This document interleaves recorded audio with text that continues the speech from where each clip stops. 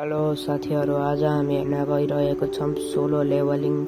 यो एनिमे मलाई बोबाले लाग्यो है, मैले हेरेर भ्याएको तपाईँहरूलाई एक्सप्लेन सुनाउने हो।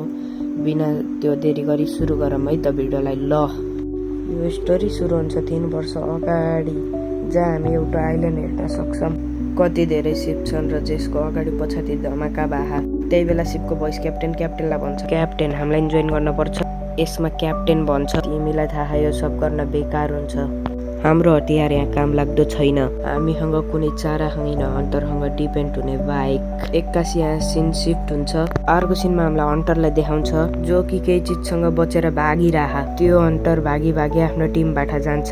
त्यतिखेर हामीले देख्छौँ ठुल्ठुलो कमिला हन्टरको माथि हमला गर्छ। यहाँ हन्टरहरू मिलेर कमिलासँग लड्ने कोसिस गर्छन्। एउटा गर्दै कमिलाले हन्टरलाई खान लाग्छन्।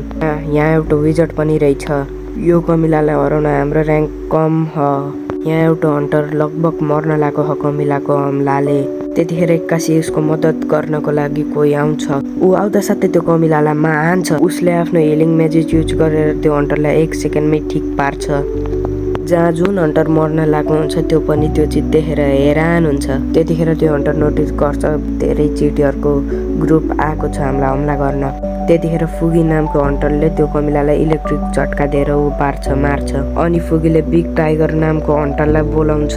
अनि फुगी र बिग टाइगर मिलेर त्यो कमिलाहरूसँग लड्छन्।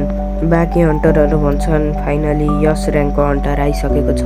जो हिलिङ म्याजिक युज गर्छ त्यो हन्टरको नाम हो मिनोबे। फुगीले मिनोबेलाई भन्छ तिमी कति छिटो भाग्छौ, म जति धेरै हुन्छ त्यति धेरै मान्छेको मद्दत गर्न चाहन्छु। त्यही नि मलाई थाहा छ तिमी दुइटाले मलाई बचाउँथ्यौ जो।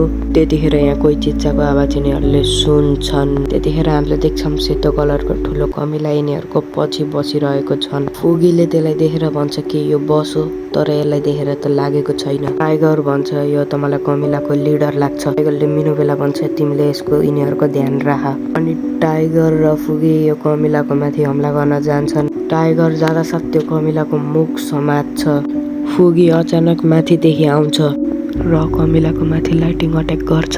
यो लाइटिङ अट्याकले कमिलालाई बहुत धेरैको झट्का लाग्छ। त्यो देखेर टाइगरले त्यो कमिलाको बडी भात दिन्छ हात खुट्टा। कमिलाले टाइगरलाई पछाडि ढकल्छ र टाइगरले आफ्नो एउटा स्पेशल एबिलिटीको युज गर्छ र त्यो कमिलालाई मारिदिन्छ।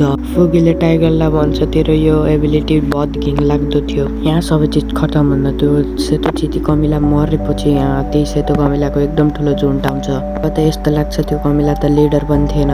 यसलाई देखेर टाइगरले आफ्नो पावर युज गर्छ र मस्कुल बढाउँछ। शरीरको बडी मस्कुलर हुन्छ, पुरैकै मस्कुलर। अनि यिन दुइटाको पावर मिलेर त्यो कमिलाहरूको माथि त्यो हमला गर्छन्। फुगी र टाइगरको पावर मिलाएर लाइटिङवाला फेरि सिप भाउ। अनि हामीलाई देखाउँछ एउटा वासिन नामको बन्दाल तिनीहरूलाई हेरिरहेको छ। लागेको छ यिनीहरू टाइममा पुगेको छ। ठिक छ, फेरि अब सुरु गरौँ। वासिनसँग पनि एकदम धेरै हन्टरहरू ह। त्यहाँ पनि अघिको जस्तै सेतो र त्यो रातो कमिलाहरू बढिरहेको छ। त्यो देखेर मासिनले आफ्नो फायर एबिलिटीको युज गरेर रातो कमिलाहरूलाई मारिदिन्छ। त्यही पनि सेतो कमिला अझै जिउँदो ह। यो देखेर मार्टिन आफ्नो हन्टरको टिमलाई अगाडि पठाउँछ। यो 10 साल पहिलाको कुरा हो। 10 साल पहिला यहाँ एउटा पोर्टल एक्कासी खोलिएको थियो जसले अर्को दुनियाँलाई यो दुनियाँसँग जोड्थ्यो। गेटको अर्को साइडमा बहुत साह्रै नराम्रो अजिब सा मस्टर थियो। आम हतियारले हराउन सकिन्। जो मस्टरसँग लड्नको लागि इभल्भ भए तिनीहरूलाई हन्टर भन्छ। हन्टरको बडीमा एउटा म्याजिकल पावर हुन्छ। यही म्याजिकल पावरको कारण हन्टरलाई यस ABCE र्याङ्क पाउनलाई हन्टरहरूले। लेकिन जुन कोही मान्छेको पावर जति कोसिस गर्दा नि बढ्दैन, जस्तै हाम्रो मेन क्यारेक्टर सन्जिनबु। फेरि हामीले 3 साल पछिको कहानी हेरिरहेको छौँ। अनि अहिलेको दिनमा एउटा त्यो काम गर्ने ठाउँमा एकजना मान्छेले एकजनालाई कफी दिएको छ। रेडको लागि आपको गुड लक भन्छ। यो हन्टरको नाम हो नोरु हामु मासिबा। त्यतिखेर मासुबाको एउटा साथी आउँछ। यसको नाम हो सिन्टा।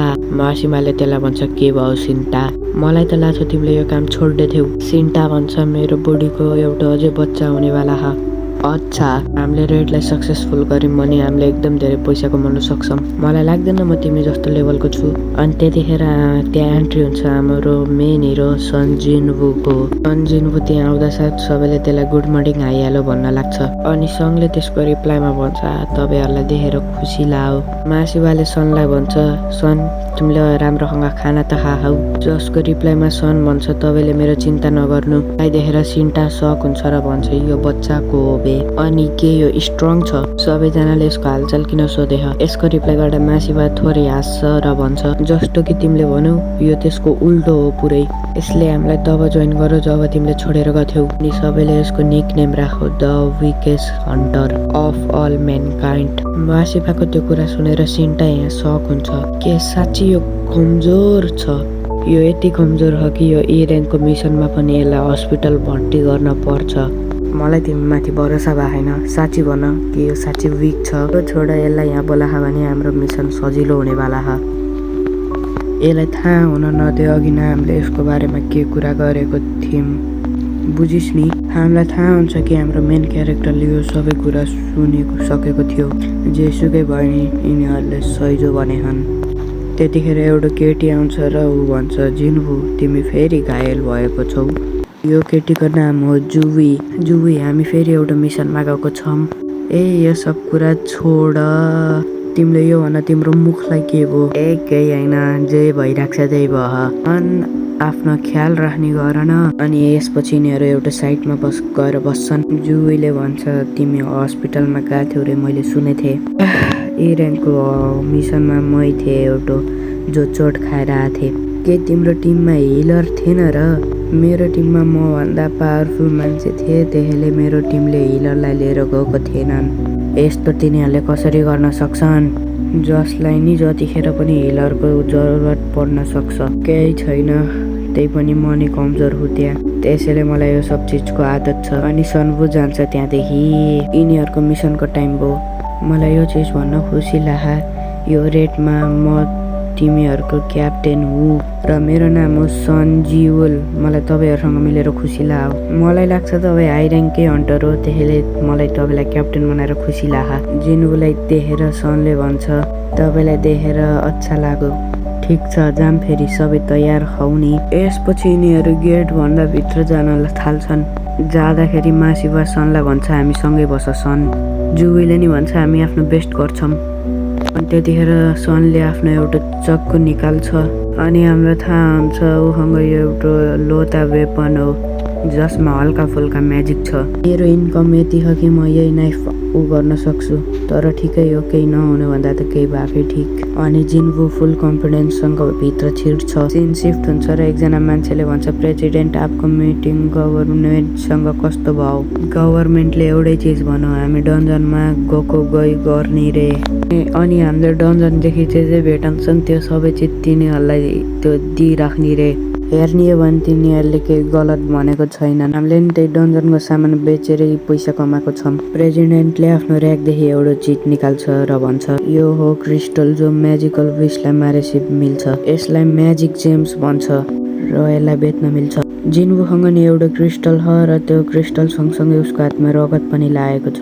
सन मनमनै आफूलाई भन्छ फाइनली मैले एउटा जेम लिएँ।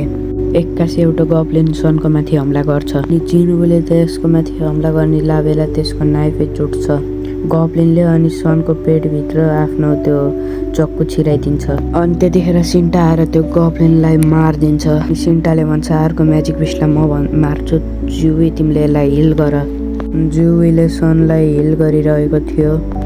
जिनवूले सुती हेरिरहेको छु अरू हन्टरले कसरी हन्ट गरिरहेको छन्। फेरि सिन सिफ्ट हुन्छ प्रेसिडेन्ट अफिसमा जहाँ प्रेसिडेन्ट भन्छ महँगोवाला जेम्स हाई र्याङ्कको विसलाई मारेर निकाल्छ। त्यो जेम्सले अनि हतियारहरू बनाउन सकिन्छ जसले पावरफुल म्याजिक बिस्टहरूलाई मार्न सकिन्छ।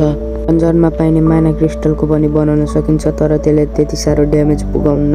गभर्मेन्टले यो म्याजिक जेमको युज नयाँ इनर्जी बनाउन युज गर्न चाहन्छ।